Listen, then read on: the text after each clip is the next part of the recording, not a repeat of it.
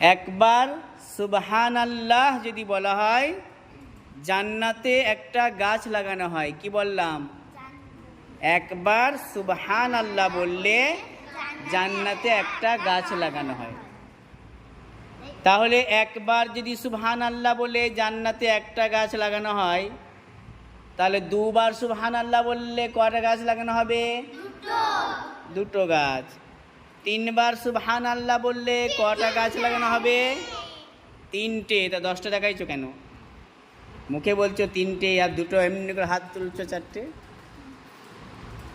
চারবার সুবহানাল্লাহ বললে কয়টা গাছ লাগানো হবে? চারটে। পাঁচবার সুবহানাল্লাহ বললে কয়টা গাছ লাগানো হবে? পাঁচটা। এবার কথা হচ্ছে সুবহানাল্লাহ যতবার বলবে জান্নাতে ততগুলো গাছ লাগানো হবে। তাহলে সুবহানাল্লাহ শব্দটা ভালো না খারাপ?